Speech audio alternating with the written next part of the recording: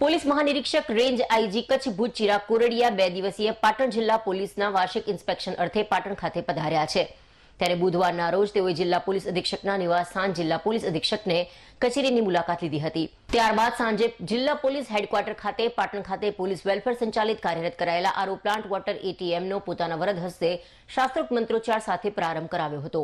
અને આ ATM RO પ્લાન્ટની વિસ્તૃત માહિતી મેળવી પોલીસ હેડક્વાર્ટર ખાતે રહેતા પોલીસ પરિવારની બહેનોને પાણીનો થતો બગાડ અટકાવી તેનો જરૂરિયાત પૂરતો ઉપયોગ કરવા અપીલ કરી હતી। ત્યારબાદ તેઓએ વર્ષ 2024 અંતર્ગત વાર્ષિક તપાસણી અનુસંધાને પાટણ પોલીસ દ્વારા આયોજિત લોકસંવાદ કાર્યક્રમમાં ઉપસ્થિત રહી પાટણ શહેર સહિત સમગ્ર જિલ્લાના પ્રબુદ્ધ નગરજનો, રાજકીય સામાજિક આગેવાનોના પોલીસ તંત્રની કામગીરી પ્રત્યેના તેઓના મંતવ્યો મુક્ત મને સાંભળ્યા હતા।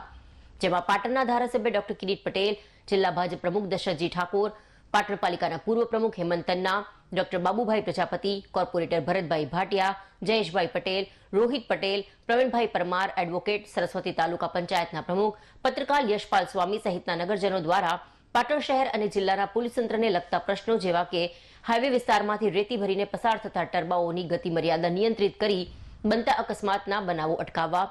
પૂર ઝડપે પસાર થતા માર્ગો પર બમ્પ બનાવવા, શહેરમાં ફૂલ સ્પીડે વાહનો હંકારતા ટીનેજર્સ સામે કડક પગલાં ભરવા, શહેરમાં અસામાજિક તત્વોના ત્રાસના કારણે નગરજનોને ભોગવવી પડતી મુશ્કેલીઓ દૂર કરવા, ધાર્મિક પ્રસંગો દરમિયાન પૂરતો પોલીસ બંદોબસ્ત ઉપલબ્ધ બનાવવા સહિતના પ્રશ્નો રજૂ કર્યા હતા,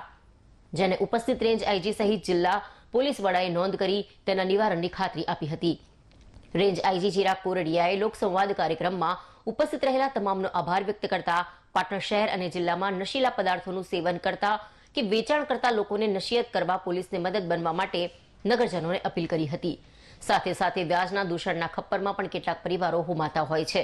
ત્યારે આવા વ્યાજના દૂષણને પણ નાબૂદ કરવા તેઓએ જાગૃતતા દાખવી પોલીસ તંત્રને તેની માહિતી પૂરી પાડવા જણાવ્યું હતું।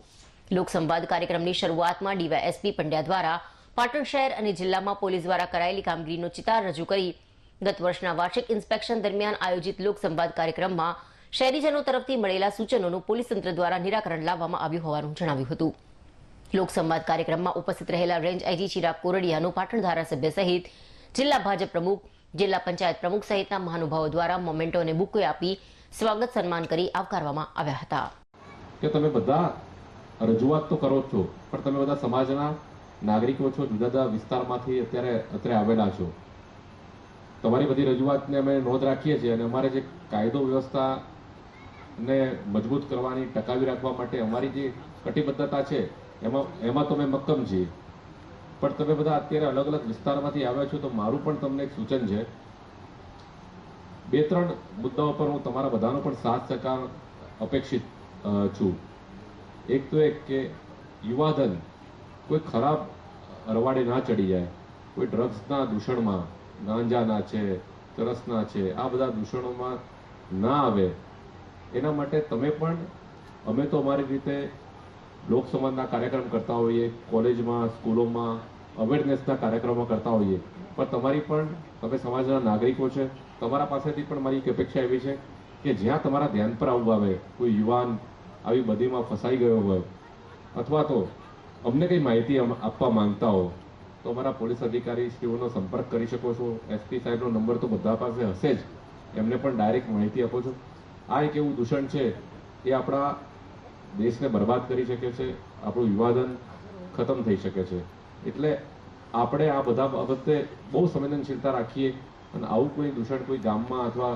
કોઈ જગ્યાએ સોસાયટીમાં તમને લોકોને ખ્યાલમાં હોય તો અમારા અધિકારીશ્રીઓને તમે જરૂર જાણ કરશો, એવી કે અમારી